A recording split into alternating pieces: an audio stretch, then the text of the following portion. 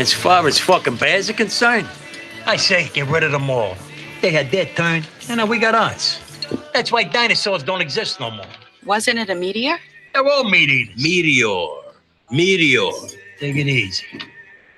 Take it easy, everyone. We're in season 5 of The Sopranos. This, my friends, is Cut to Black, a Sopranos sit-down. I'm Jim Scampoli, and I've seen every episode of The Sopranos. I'm Jacob Burrows, and I've seen 53 episodes of The Sopranos. And, I mean, first comment is, it's wild that we just have 2 seasons left, even if the last one is kind of split in 2. That's wild to me, Jim. And we're here, first episode of season 5. 2 Tonys. And I've been sitting there thinking, who actually put this thing together? Do you have any information on that? I do. Written by David Chase and Terrence Winter. Also directed by Tim Van Patten, who notably directed the first 2 episodes of Game of Thrones as well. Plus, they're all Sopranos mainstays. We're getting down to the nitty gritty. We're not getting a lot of these solo writer directors. It's kind of a lot of the same names, but that's a good thing in my opinion. Yes, and I will say, like, we've gotten to the point where you say the names, like, me and the listeners are both like, yeah, we get it, Jim. Okay, yes, it's fucking Terrence Winter again. Like, in a good way, like you said. So, yeah, we're heading into season 5. I hope everyone's excited. It's an interesting start to things. What's your feeling rewatching this? Because I believe you've not really watched this bit of the show very much before, right? Yeah, that is correct. So I'm kind of almost going into unknown ground here. I remember some beats here and there, but yeah, these are things that, like, I thought maybe some of the stuff happened in season 4, maybe some of the stuff happened later, but no, it's happening now. So I'm right with you trying to get caught up. One thing that should be noted, speaking of the writers and directors, a lot of the names being reset over and over again. A young whippersnapper by the name of Matthew Weiner joins Weiner, I guess maybe you wouldn't say Weiner, joins the writing team this year. That's right, the creator of Mad Men, and he also has a cameo in this episode. I don't know if you saw that in the little factoids. No, I missed that. Who is he? He's the guy on the TV talking about the mob, talking about like the class of 04, people getting out. So yeah, I feel like when I started watching Mad Men, and I was like, oh yeah, this kind of is like later Sopranos. Yeah. So I don't know if that's his influence on the Sopranos or the Sopranos' influence on him as a writer, probably a little bit of both, but something to be called out, I'd say. That's interesting. I mean, we are both mad for Mad Men. # mad for Mad Men. Check out our upcoming podcast, Mad for Mad Men. And I mean, yeah, that's interesting. I look forward to seeing if that's actually a noticeable shift or if it's just a continued evolution of what it was before. Yeah. So yeah, let's get into the details of the old ep here. We start with some shots of the Soprano Manor, basically. And I love this because it's showing it feels like an old decrepit castle. It feels like it's showing it as like the rundown husk of a family sort of thing. And I am fully expecting when the camera moves down the drive that there's going to be a for sale sign. Yeah. But I thought they were even going to go that far. That felt like what they were building to. But no, it's enough to just have the newspaper, because we all know that every season starts with Tony getting his fucking newspaper, and now no more. It is really fun how we still do the camera shots as if we were following Tony down the driveway to get his paper, and then the camera pans down and Meadow drives over the paper. And actually the song that they're playing there, I meant to already have this pulled up. It's a Mary Lou Harris song, and I believe it plays at the end as well. I just wanted to pull this up real quick. Well, while you're pulling that up, can I shout out how fucking dirty this car is? This dirty ass car she's driving around.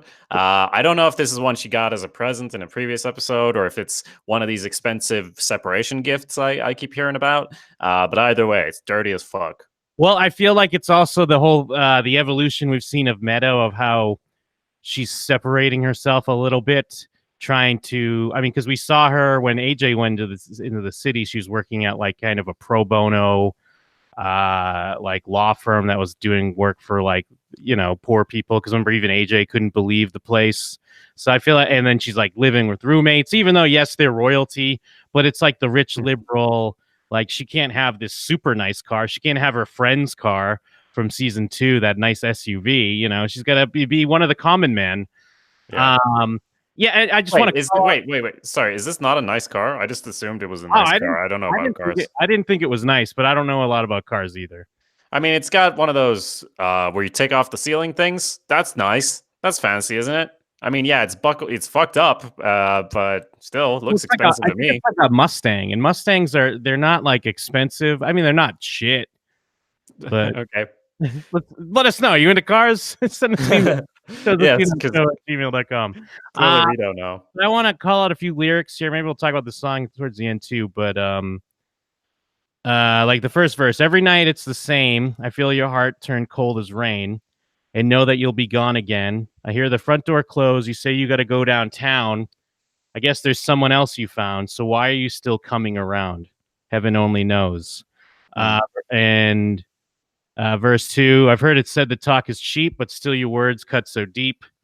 Lay me crying in my sleep and the pain just grows. I don't know who's right or wrong, but all we had is dead and gone. So why you keep me hanging on? Heaven only knows. And I mean, I guess as we see, Tony, you know, as we've the end of season 4, the marriage is over. They're separated, but you know, he's still creeping around because he's Tony Soprano, and that's what he does. Yeah, of course. Well, yeah, I was gonna say if there's any other interpretation there, maybe him and Melfi, like he's creeping around there as well, obviously. Absolutely. Yeah. But yes, so we do get to see Matthew or Manny Safier, author of Mob Rule, on television talking about how they're gonna release all these new characters conveniently in the first episode. Is kind of how I saw it. Like, yeah, cool, new characters. And they're talking about what goes in must come out, and they've served their time, and shit's about to get whack. And it's like almost the most mob thing we have in, like, it's almost like promising the audience, like, don't worry, there's gonna be mob stuff later, like, but we're gonna deal with this bear for a while first. Yeah, and we do see, I mean, they show Feech Lamana, who does get out in this episode. We do see a juniors later. We'll talk about that. But they do show Tony Blundetto, Tony Soprano's cousin, played by Steve Buscemi, who's directed a few episodes of The Sopranos, and he's on his way. And we also see Phil Leotardo, who's played by the late, great, I'm spacing on his name. God damn it. Because he's from I don't know any of these characters. Frank Vincent. Yes, yeah, because Frank Vincent's from Goodfellas. He's the guy that's like, go home and get your fucking shine box, and then they murder him in the bar. He's always, you know, he's in all the Scorsese movies.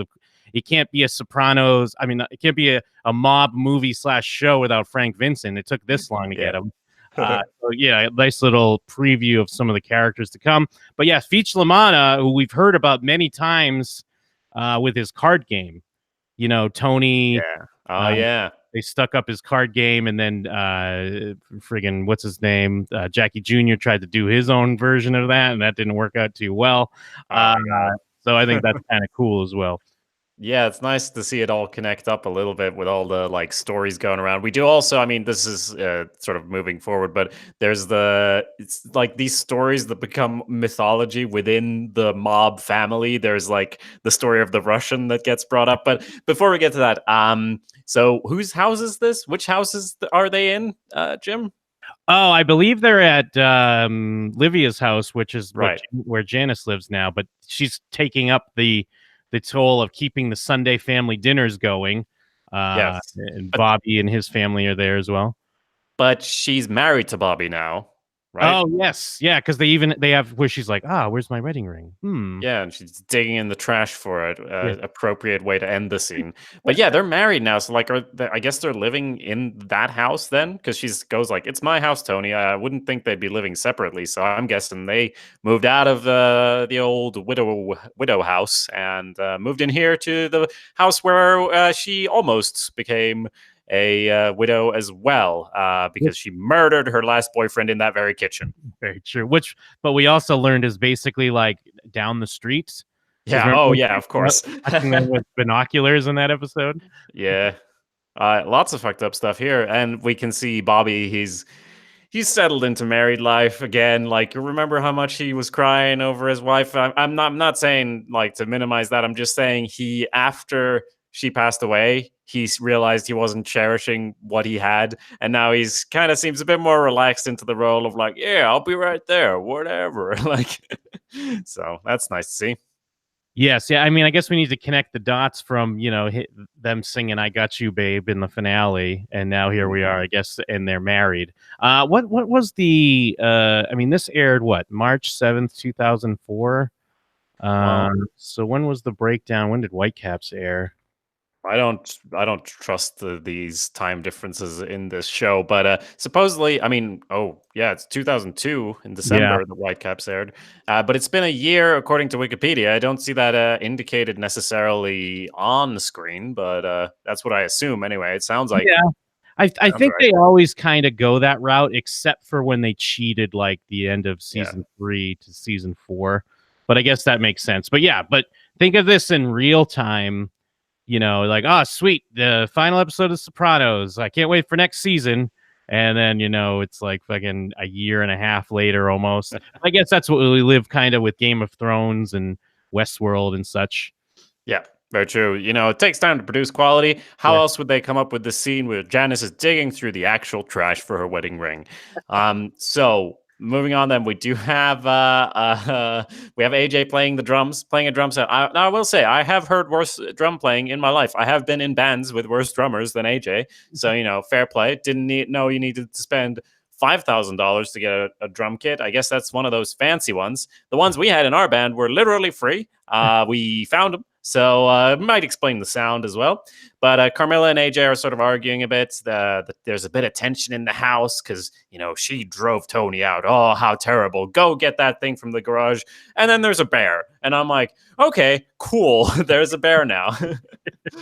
Yeah, she does a thing. They're like, a little passive aggressive arguing. I like that the house is also like darker now because I mean, Meadow naturally left just to go to school. Now Tony's gone, and it's weird though because it's not like Tony.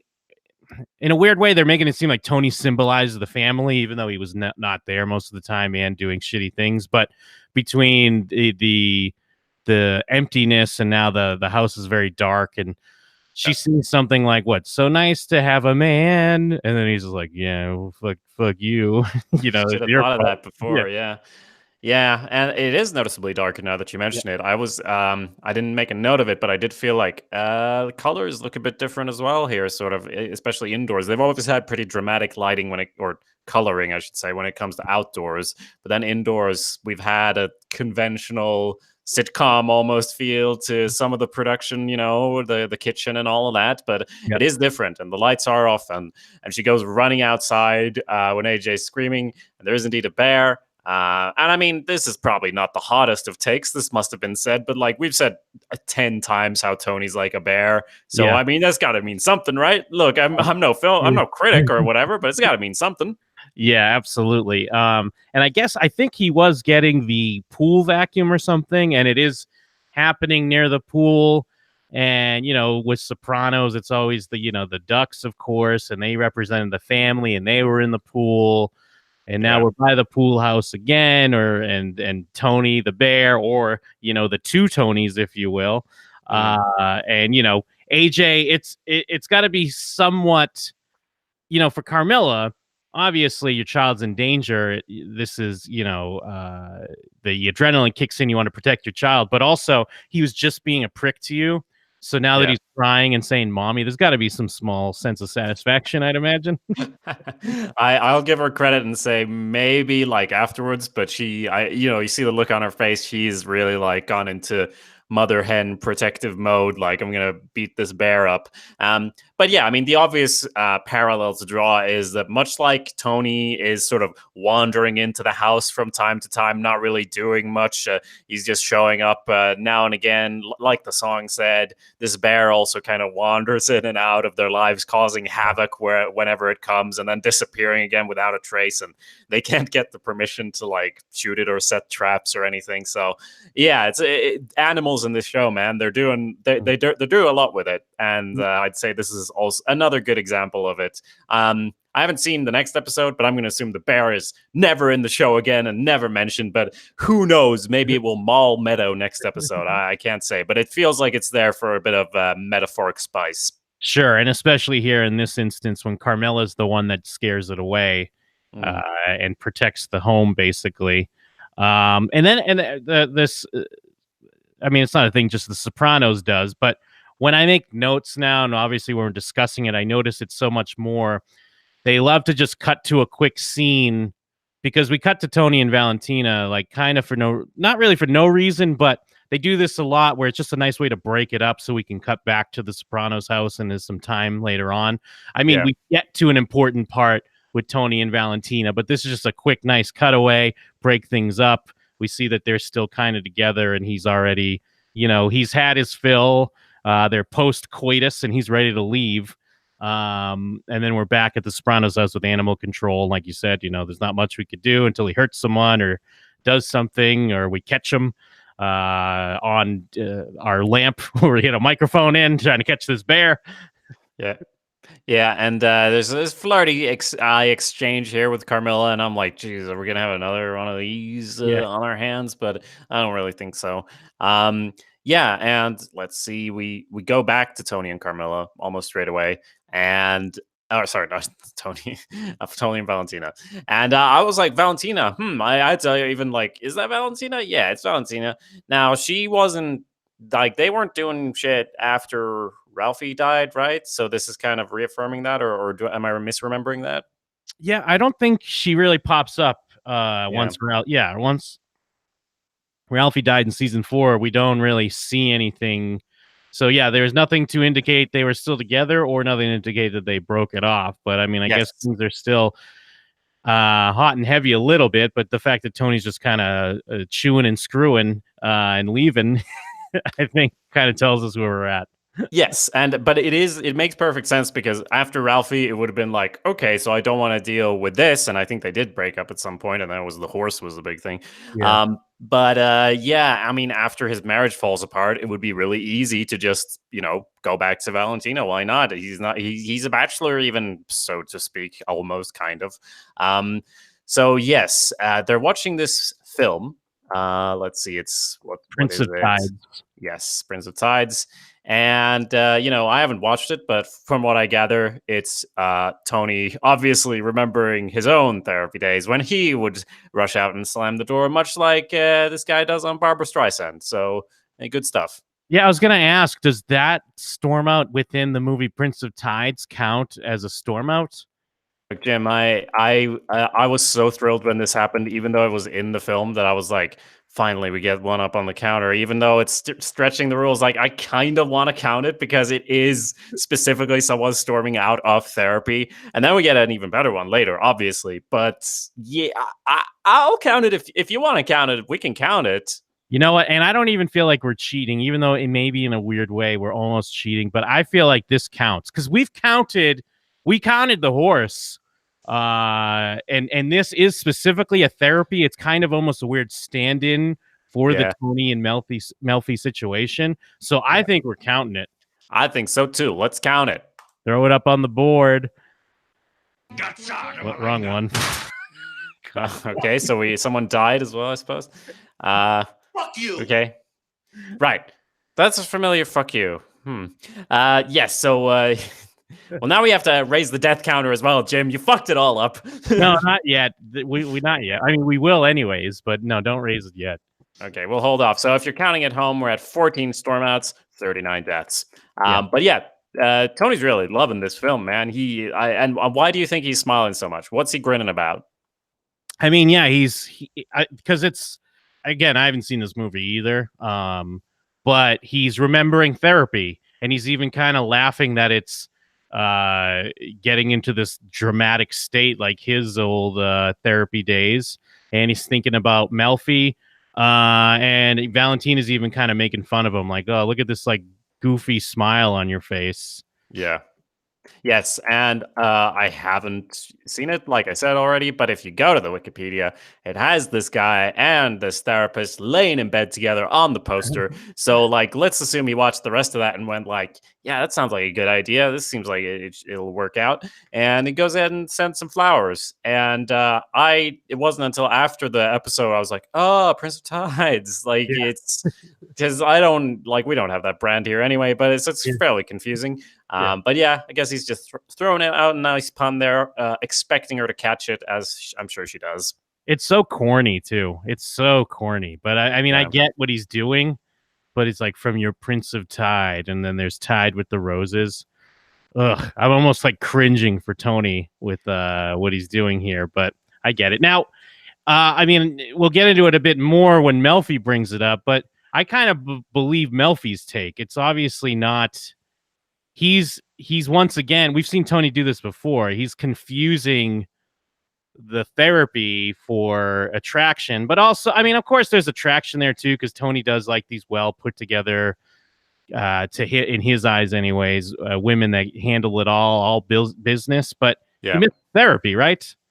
Yes, and if he had started by making the phone call that he makes later and went like, hey, it's been a while, do you want a coffee? I'm not saying that would have worked, but it probably would have worked better than first sending a shitload of roses with some Tide in it. Yeah. Because I don't think that helped. That's kind of screams like there's something going on in my mind here that's, yeah, I probably need therapy even if I don't say I want it.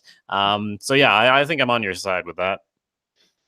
So yeah, Melfi gets the roses. Then we have, Paulie and Chris are telling the story of the Russian. And now to go back in the audience defense, because we've mentioned Chase's quotes about the Russian and kind of how he has disdain for people that ask about it. But here we are, like we said, this episode aired March 7th, 2004. The Pine Barrens episode aired May 6th, 2001. So it's been almost 3 years since this episode. Now, is the audience wrong for thinking that him bringing it up here in this episode is almost like referencing it in a way and building people up into thinking that like there's going to be more to this?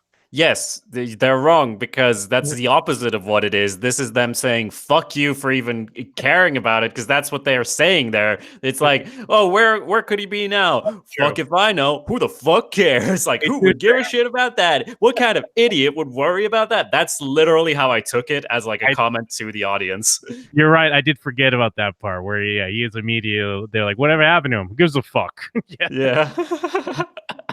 So I was laughing because I happen to know that he's not in it. I mean, it's not a spoiler because whatever at this point, he's not going to pop back up again. I'm sorry if I spoiled that for you. And so I was just laughing at that bit. But then, of course, whenever you see Chris and Paulie Walnuts getting along, I'm kind of worried because it's like never going to last. It's usually at the start of an episode and then it just goes downhill from there, which indeed it does as they start blaming each other. And he says he lost a shoe, and I suppose that's very disrespectful or something. They're all laughing, and then they almost get into a fucking fight. And then afterwards it's like, man, that was a good story. Why'd you have to go and ruin it? Yeah, we were just having fun. They're just laughing and having fun. But yeah, they start kind of egging each other on.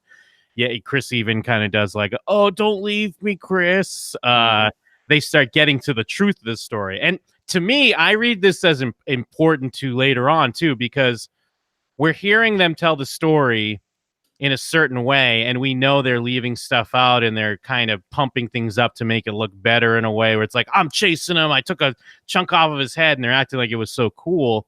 To me, and I don't know if I'm looking too much into this, but Feech Lamana is telling his story later on about being in prison.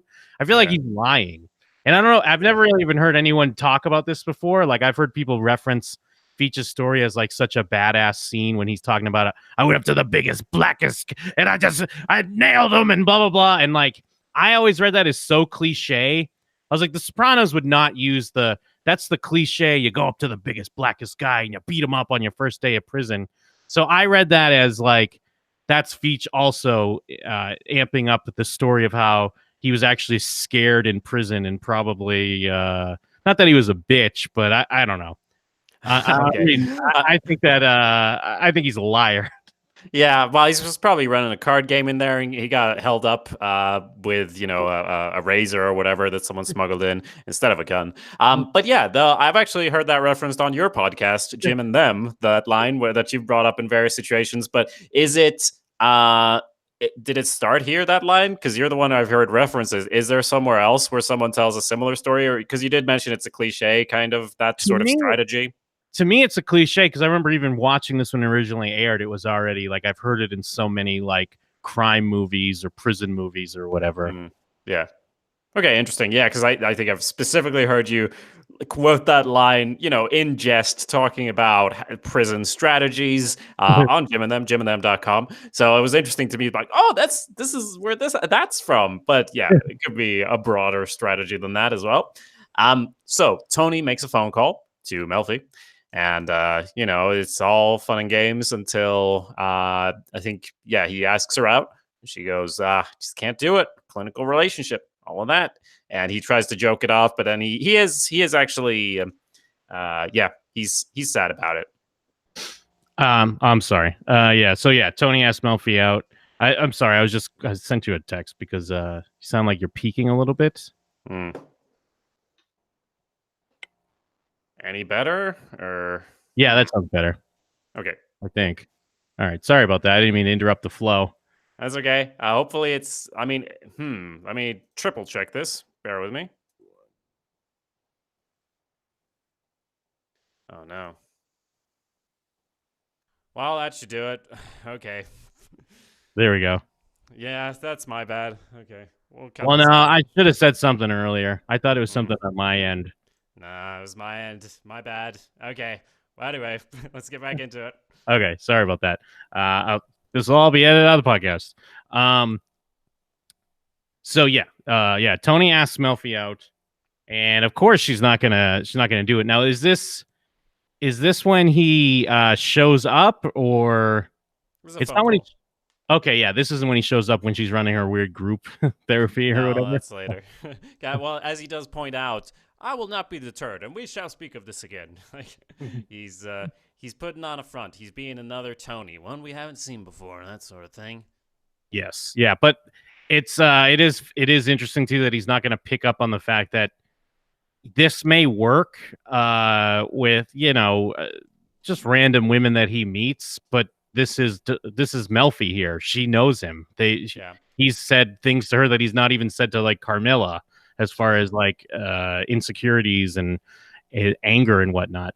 But anyways, yeah. Then the bear's back at the Sopranos house. Now this is interesting too because this is like you mentioned before, where the bear disappears but then it's like Tony appears. So they're definitely laying it on kind of thick, which is kind of fun.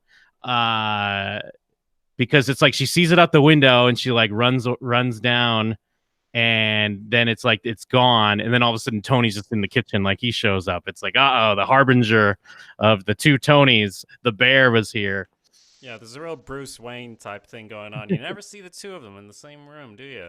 And I think that ties into the ending as well, when he's sitting there with the gun because this bear coming around and he's got to kill this bear. And I think he has some aggression here that he would like. A bear showing up is almost like something not fun, but it's something where he gets to act in a certain way. He gets to send people over to protect the house, even though he's not there. And in the end, then when he comes and actually sits there with the gun, in a way him keeping himself away from the house. It's weird. It's layered, but it's weird. Yes, and I believe this is the one where AJ's playing the drums, right? And then Carmelo runs by the door. Yes. Yeah. Now, going back to promos for The Sopranos, I will say I remember them really milking that shot. And, of course, milking the shot of Tony with the assault rifle sitting in his backyard. And they're like, Sopranos, season 5. The mob's back or whatever. And, they're very good at throwing you for a loop with some of those. Now, they do make mention, I didn't want to call out, they talk about the Cusumano's dog, Estahaz. And I was trying to look up, I was like, what is this reference? Like, what are they referencing here? And, all I could really find is Esterhaz, which was like a hunting castle that Joseph Haydn wrote about, or he was an Austrian composer. But there's also the writer of Flashdance was named Esterhaz, his last name. So I'm not sure which one there's Joe Esterhaz, and then there's Esterhaz, which was like a castle, and there's also like let me see, because Joseph Haydn, is an Austrian composer, the classical period. Because this isn't even on the Wikipedia, guys. This is exclusive. Well, I wonder why they didn't include this. It feels like we're trying to spot shapes in the clouds here because my assumption was, and maybe I'm not giving them enough credit, but I was like, Esterhaus, that sounds like what those fucks would name their dog. Like, that's the only thing I thought, not as far as who it was. But then there's always layers and weird things like that in Sopranos, so well done for trying to investigate. Yeah. There's also the Esterházy family, the Hungarian noble family with the origins in the Middle Ages. I'm going to go with Joe Esterházy, though. He's the Hungarian-American writer. He wrote the screenplay for Flashdance, Basic Instinct, Showgirls, and Jagged Edge. I feel like the Cusamanos are big fans, and they named their dog after him. Yep. Yeah, that adds up. It adds up to me. Tony tries to sort of give them a tip, the animal control guys, but they're like, "Oh, we can't take that, sir." And so he calls them gay. And and yeah, now he's in the house again. Now he's drinking juice out of the fridge and all of that. Yeah. Well, Carmela makes a comment like, "Oh, everything's gay with you," but meanwhile, the last person we saw ranting about gays was Carmela in season 4 at Meadows' house. But yeah, it is kind of disgusting that he takes the juice out and drinks out of the carton. I mean, go ahead. I was just going to say about Carmela and her view on LGBT and the LGBT community. She was the one saying last season that, like, no, they're not gay, and that person's not gay, and they're not. You think everyone's gay, and she's kind of on the same path here. That's true. Fair enough. But yes, I mean, it's fine if he has juice, but the fact that he's drinking out of the carton, it's kind of like a weird alpha bear move, if you would. Yes. And then they start arguing over money. I mean, I guess that's one thing kind of going against a little bit of the Emmylou Harris song, where it's kind of like, they are saying like Tony won't go away, but then also he can't go away. I mean, he's coming and giving her money every week, and it's not like she's taking the rabbi's advice and leaving the nice house and turning down the money. I do applaud her for kicking him out and separating, but that's why he's still going to be around. Yeah, and they're still arguing about money. That's all they've ever argued about. Well, no, that's not true, but it's been a lot of it. And, she says she can't live on this, and, like, she has to get the college tutor to give like a receipt so that Tony will pay for it and all of that, and points out that, you're trying to control me through the money, which is the same thing he was kind of doing before as well. Now, I don't know if they did sign one of those prenups, but it's like if they got divorced, she'd probably get a lot of money, except she wouldn't because it's not legally money that exists, but then she knows stuff that you don't want like out there in a courtroom either. So I don't know. I guess it's good they have an arrangement, but neither of them seems happy with it. Yeah. And plus there's also the just the Tony old school mentality, or not even old school, but like amongst his, mafioso guys, you'd imagine that they'd have to take pride in like, well, yeah, we got divorced. We're taking care of my family. Because there's even like weird comments like that. We also get some exposition about Furio, that Tony's been making calls around trying to find that immigrant, and he's dead. And I like how it all ties together with the coffee. Like, it tasted weird last time, and then and then he used to come over for coffee, and now the coffee sucks. It's a great way to walk out on. Yeah, he tries to get him to move to a hotel as well while the bear gets handled, but she doesn't agree to that, so he doesn't leave the hotel money. He just takes it and goes. Now we get to see Junior as well, hanging out with Feach, and they're, drinking their wine. He's cooking the sauce just like they do in prison, according to Goodfellas. And he tells his little story, and it's nice to see Tony and him sort of joshing each other, it's a pretty nice scene. He says he wants to get back into business, and it's interesting, Tony and Junior kind of exchange a look. Junior kind of gives a little nod, and Tony's like, yeah, as long as you don't step on anyone's toes. Yeah, because it's interesting between the news report and what they've told us about, it's like a lot of these guys are getting out at the same time. We are seeing like an extension of the Richie Aprile story in a weird way, because we kind of saw that with him when he got out, and we're kind of running similar beats with what we're seeing here with Feach. Not that we're seeing him immediately like drive over someone and start attacking, but I guess there is, like you said, there's that look, which kind of tells us something. And yeah, Feach is talking about how he can't believe that broads don't have bushes anymore, and Great character, great scene to introduce this character, I'll say. And it was interesting, that little nod, because I've started feeling like Junior is kind of like, Sill's co-concierge. Like, he's also filling that role sort of thing. Because first it was like, well, Junior's officially the boss. Is he like, oh, I'm going to decide? Obviously, that's not the case. But Tony does, weirdly enough, looking back on the seasons, he trusts and listens to Junior's advice. And Junior is going senile. So I don't know where this season is going. Yes, yeah. And then, and it is funny, too, how, like, Feach already knows about the bear. And then, I don't know, do they look to Bob? Is Bobby kind of the culprit? Because Tony's like, what's everyone, everyone's in my business or whatever. Yeah, that might explain it. Because he's like, who told you? What's it on? Fucking CNN? And no, it's just your wife's in there, or ex-wife or whatever. And I think Bobby just cuts in. What does he say? I'm trying to find it here. Yeah, because Tony's like, what people? Who? And Bobby's like, I don't know. And everyone looks at him. So maybe, you're probably right. I mean, he would know through Janice and everything. So that's probably exactly what happened. Yeah. And then we have Chris and Adriana. Now, what's interesting here is that it does show Adriana is directly asking questions in a way. And I mean, we're the audience. We're kind of in on it, that we know she's and if it's been a year, she's been talking to the FBI for a while. But this is, at least it's subtle, but it feels more direct, because she's like, oh, who's going to be there? Like, what's this? What's that? Because Chris even makes a comment like, why are you asking questions? But then we find out Chris is the low man on the totem pole, so he needs cash because he's going to be paying for everyone's dinner.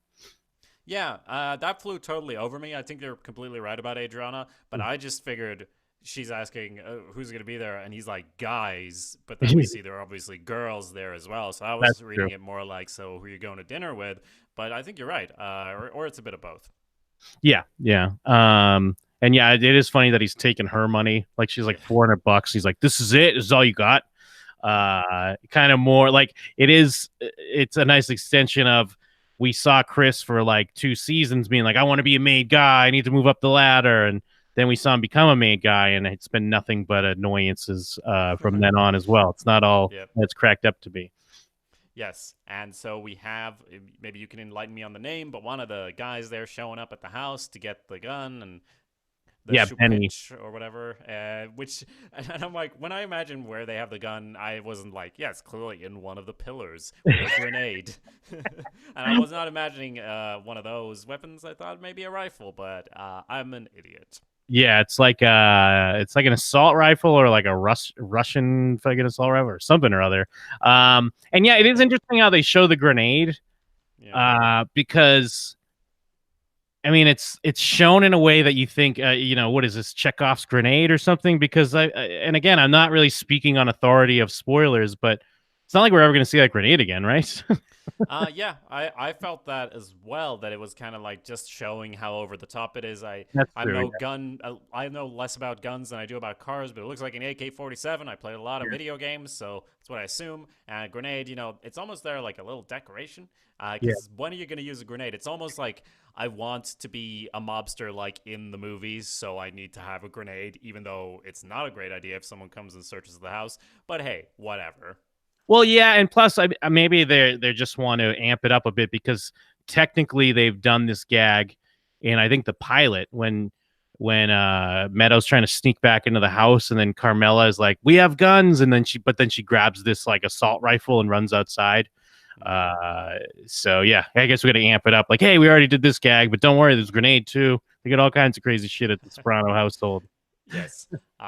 So next couple of scenes is, a dinner. Feach is there. Everyone's there, guys and girls. And Chris tries to make a move where he like goes to the bathroom and gets Paulie to pay for the thing, which kind of works. It's just a really tense, uncomfortable situation, like it always is when the bill comes around. yeah, the next day, Paulie pulls up and says he wants that money back because obviously he just paid for it because of the weird situation, and he can't be seen going like, "Oh, I don't have money." Yeah. So, but then he's gonna get it back anyway. So clearly, they're not getting along at the moment. Yeah, and if he doesn't have the rest, he's going to add points to it. It's basically going to be like a loan shark. Then we have Tony at lunch with New York. We get Carmine, and I believe the other character is like a consigliere for Carmine. I think at least what Wikipedia is telling me. Angelo, and then of course Johnny Sacks there as well. And then what Carmine starts talking about how he smells burnt hair. And that's like supposed to be a dead giveaway that things going on, but everyone's kind of continues on with their conversation. Yeah, they're just chatting around about all these people coming out. But doesn't like this is exactly what I assumed would happen as well. Like it's kind of predictable because the last episode of last season it was like Johnny Sacks and Tony like, oh, when I become boss, oh. And then like we need to move into that almost immediately. We see them at the hospital, and he even has to bring up like, look, I didn't forget how you fucked me over. And it's like, well, I could have fucked you over a lot worse. I could have told Carmine that you were plotting against him. I didn't do that. But he's shown himself to be not the most reasonable person. So this is what I expected. I don't really mind that, though. Yes, yeah, I agree. And then we see Carmine Jr. still in the picture. He gets the news. He's, anything he wants. I'm on the next plane. Then from there, Tony's talking to Benny. He's asking him kind of questions. Who's coming by the house? Who's calling the house? Trying to get some dirt on Carmilla. Yes. And then there's a dream sequence where Tony's fucking Melfi, and it's like out of the three people you'd think would be waking up, it's not Carmilla, but is this actually is this Carmilla's dream? Is that what they're saying? Well, no, it's Melfi's dream. Melfi wakes up. Oh yeah, it's Melfi. Yeah, I'm an idiot. Yeah. Wow. Yeah, there's because that's kind of the reveal, right? Because we're seeing this, we know it's a dream, obviously. But you completely just expecting it's like gonna either Tony wakes up or he's just staring off in the distance, fantasizing. But no, Melfi's having the dream. Now, does this mean that she's? Can we edit that part out when I say it's Carmilla? I'm like, was I drunk when I watched this? I don't even know. Sorry. No, that's fine. Everyone should know how stupid I am. Right. So then Tony does show up in a nice suit because he rang before and said, let's have some more therapy. And he comes in and he's like, this was all a ruse. I had to lie because if I told you the truth, you wouldn't have agreed. Yeah. It doesn't really pan out the way he wants here. And kind of to show like where we're at in early 2000s, he says, I saw that guy on TV. What's his name? Dr. Phil. And it's given that Tony wouldn't quite know, but it kind of is also showing that like he's a newer guy on the scene where now Dr. Phil, he's just a reference you make all the time. But yeah, then Melfi starts breaking it down that, he actually just wants back into therapy. And I think she's right. But then he kind of moves in and just kisses her and gives her the old, there's two Tony Sopranos. And you haven't really gotten to know the other one, the bear or the non-bear. Yeah, is that true, though? Because she's gotten to know him more than anyone. But he's saying like, no, I can be suave and a liar when I need to be. You want me to lie at you and charm you? And I mean, she's obviously affected. She's like kind of into it, like as is said later, but also not because, well, we get into it in the next scene, I think, where everything's described. But again, he's like, yeah, well, we'll get back to this. Out of respect for this office, I'll leave. Which is a great thing to hear. That's so promising in a new Boo, right? And I think in this is where he kind of does set up, like, where he does talk about how they've been truthful there, and you can tell me. But I mean, later on, when she does get into the truth, obviously he's not going to take that well. Then we get some shots of little Paulie watching the house as well. And he's kind of getting a little spooked. And then he goes in to use the bathroom, and he uses the wallpapered bathroom that we learned from season 2 or whatever, or I forget the guy's name, but one of Carmilla's almost flings. Yeah. I felt like that shot was so weird, like him looking out the window through the blinds and then sitting down. It's like, is the bear gonna jump in through the window? But that's a different type of show, though. And then we have Melfi at therapy, and she's talking about how she initially found him sexy, and there's got to be there's some danger there. That's why chicks love Tony Soprano. He's got the money, he's got the danger, he's big, and he's brute, and he's balding and fat. So of course. And he looks like probably a construction worker, as Elliot would say, when he saw him in the parking garage. But yeah, Elliot's obviously not impressed by the whole situation, tries to help as best he can, points out that he is a psychopath, and the reason you were saying that it was because of ethical reasons you couldn't date is that you're afraid of what he might do. Do you want to call the police? What are you thinking? And to her, that's like not in the realm of possibility. Like, he wouldn't hurt me, even though she kind of knows, he's kind of crazy, but that's what I deal with. So she she's kind of into it and kind of not. And then they just ended on, maybe it's the Italian thing, and then they kind of like leave it at that. Yes. So Christopher gets called to the principal's office, and Principal Tony tells him, "This is how we do things. What do you do?" And the amount of money I had to pay for all these idiots when I was coming up, one day you're gonna have someone paying for you, and that it kind of works. But then, of course, we have a Paulie Walnuts making sure to spend as much money as possible at this Atlantic City restaurant, which still pushes him over the top. Let me backtrack a little bit, because it's one of the funniest moments to me in Sopranos history is this scene when Chris sits down and he says, "Is this about the Easter baskets?" And then Tony goes, "I don't even know what that is, and I don't want to know." But I love this idea that there's this story out there, something with Easter baskets, that Chris is like, "Ah, shit, Tony found out about the Easter baskets," and then kind of left at that. Well, that's one of those things where I'm like, I assume that was something last season that I just didn't pay close enough attention to. But now that you mention it, that's nothing, and I don't know what an Easter basket is. But it's sort of hinting at a whole story. Yeah, basically all an Easter basket, like on Easter morning, with little kids, you give them you either just give them a basket of like candy, and it's just it's all made up and kind of Easter colors like pink and light green and all that, or you get an Easter basket and they go on a hunt, and there's hidden eggs either around the house or outside. So it's just a little kid thing, but it's just so funny that there's this. Is this about the Easter basket? So they did something, and I love that they just leave it there. So great. The reason it's lost on me is kind of different cultural thing where, yes, we do also have eggs and paint them and that for Easter. But as far as candy, you wouldn't go, well, maybe you would go on a hunt. But what you'd find would be an egg, like a cardboard egg, and then the candy's inside the egg. I don't know if you do that at all, but we don't do baskets. We would kind of do that. Yeah. Sometimes it would just be painted eggs, or like actual like hard-boiled eggs, or be a plastic egg with a little piece of candy inside, or sometimes it's just candy in general, or little candy eggs. Yeah, interesting. I mean, this is a side. This is a real off-road here. But so we boil the eggs and paint them, and then we do this thing. Do you do this thing where you pick sort of hit them together, and then whoever's egg doesn't crack, you move to the next person, and it's a tournament of whoever's egg lasts the longest. So that has cool, nothing. It's fun. Has nothing to do with The Sopranos. But so the eggs I'm describing, they're bigger cardboard eggs. Like inside, there's a bunch of candy, and that's what you go looking for. Let's move on. No, I think people like that. People enjoy that. But moving on.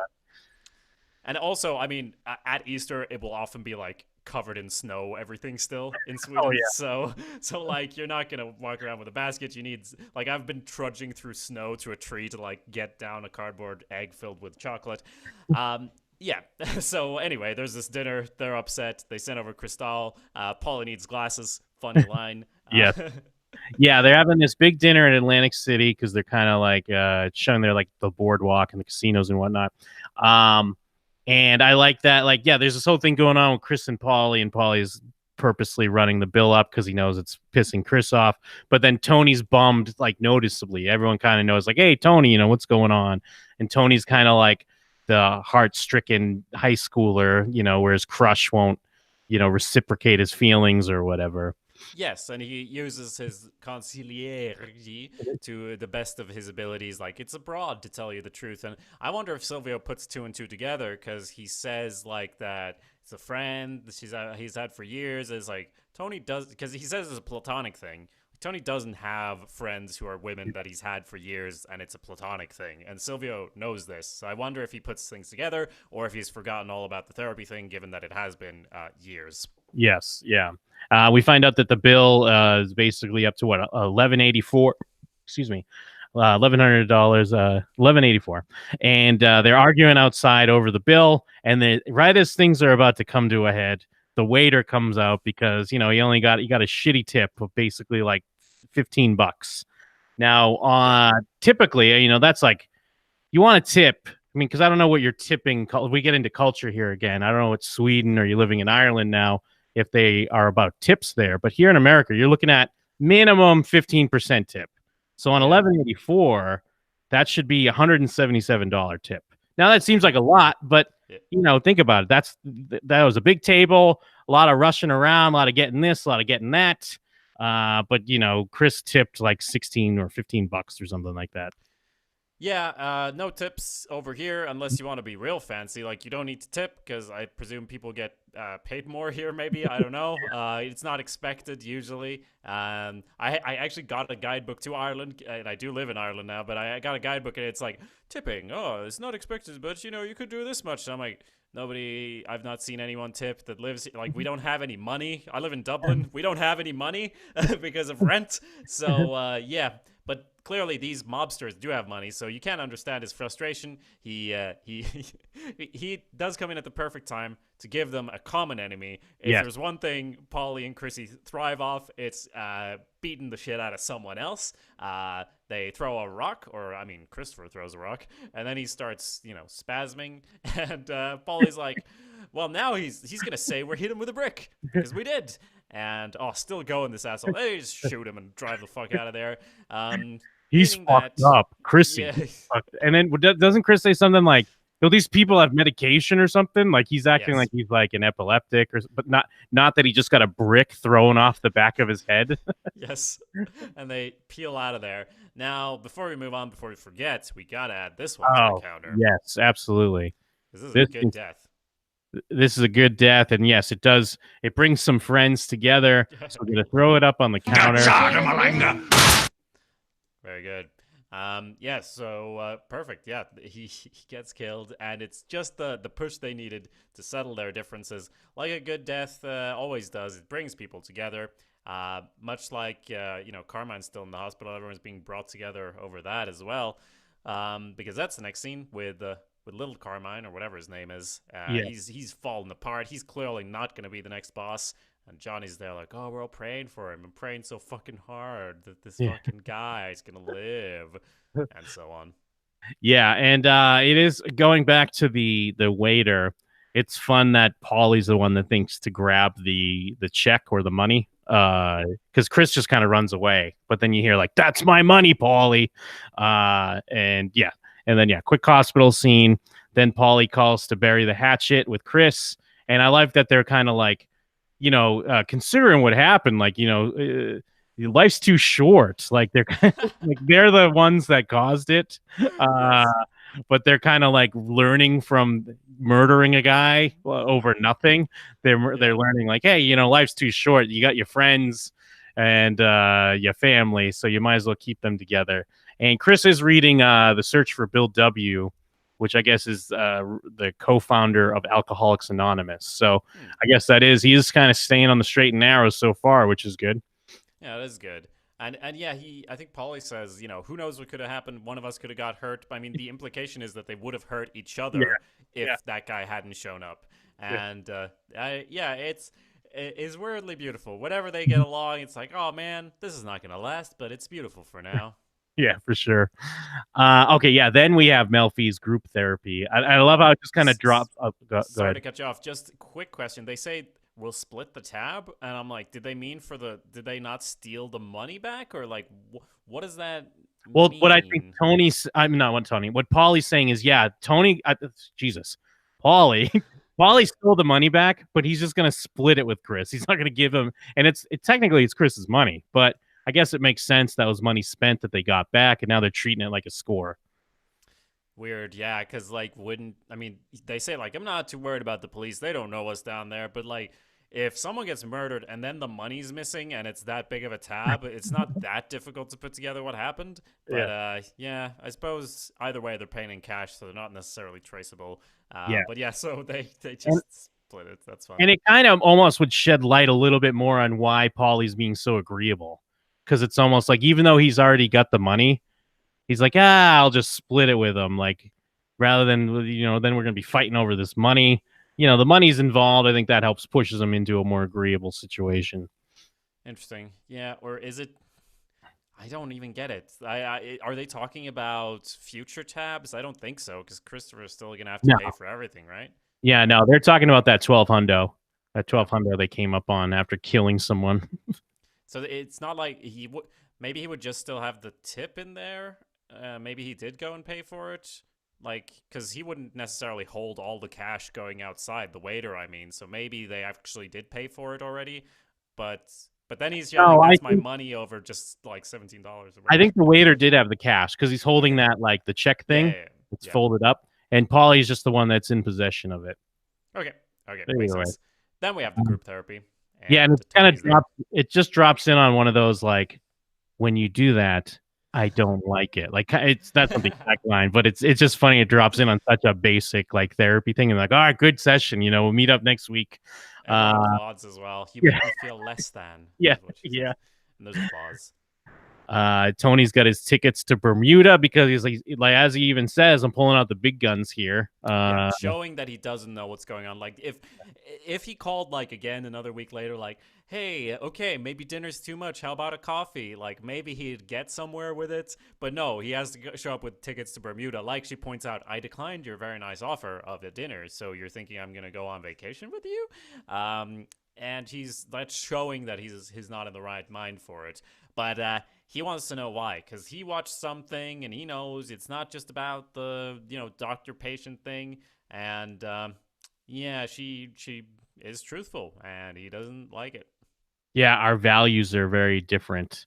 Yeah. And she spells it out for him, which is it's weird because Tony likes her because she's not like the other women he gets, and we saw it a little bit with Gloria, even though she ended up being, damaged in her own way.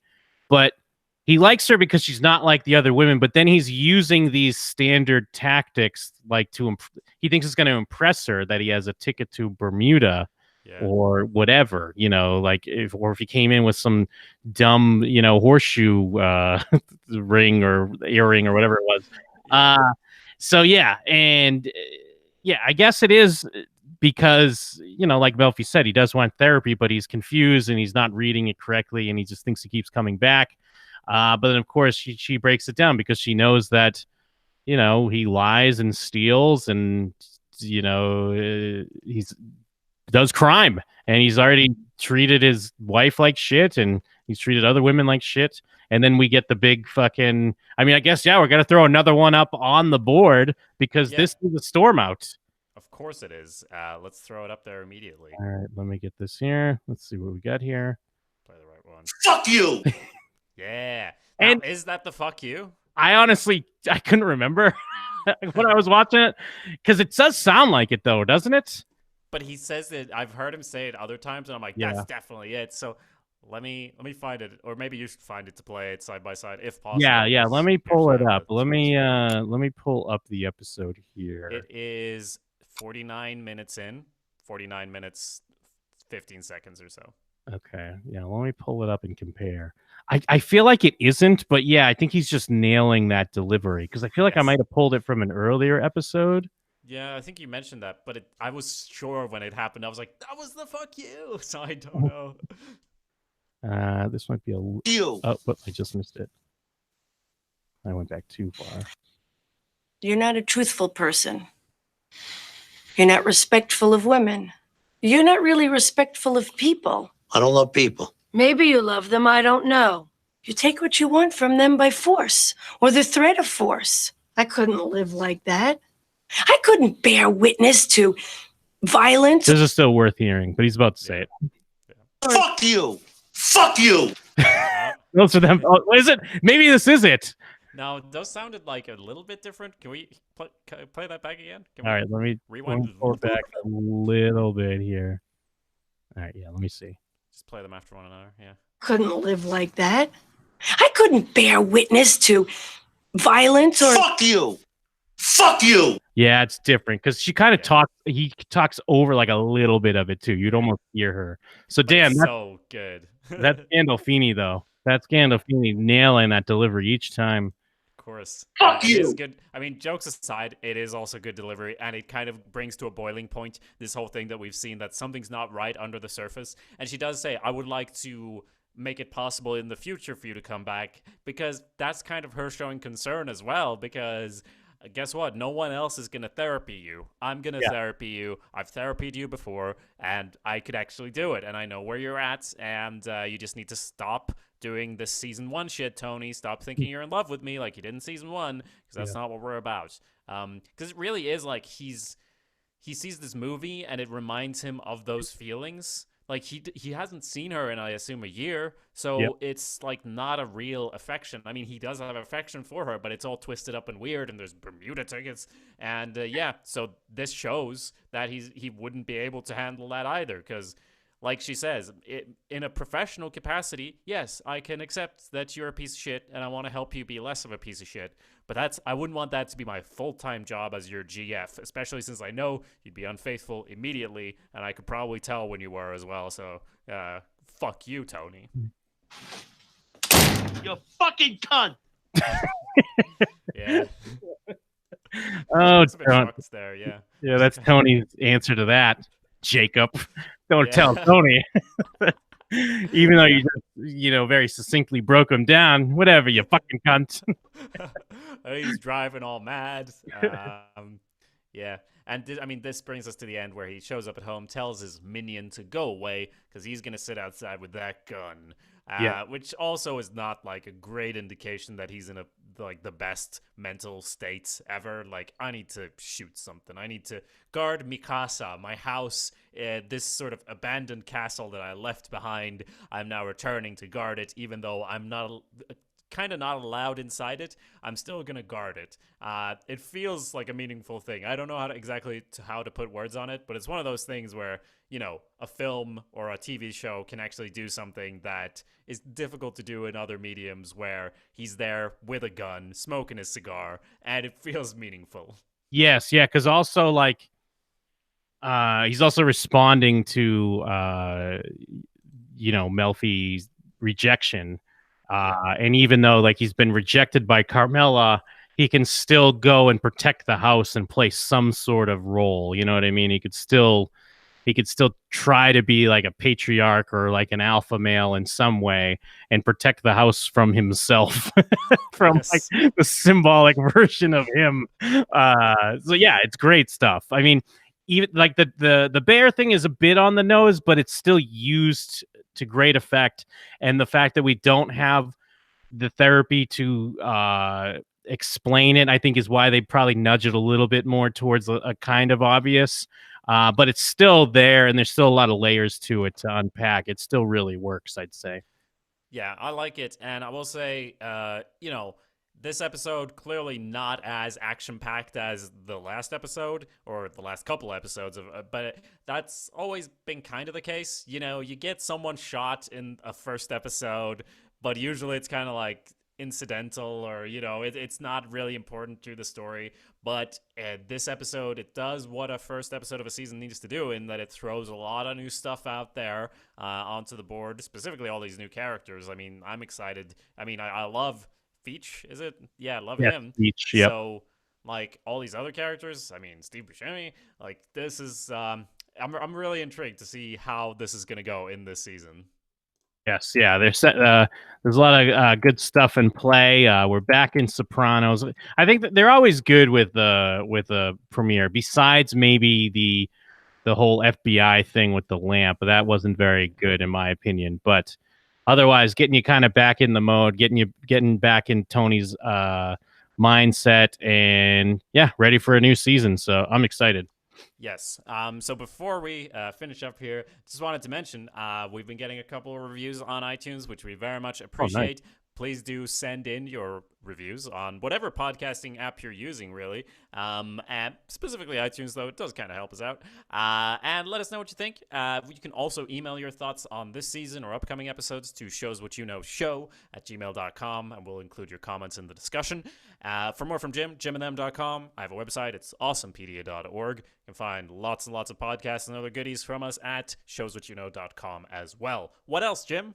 Oh, there's only one more thing. Some would say the most important thing. Oh, what's that? Cut to black.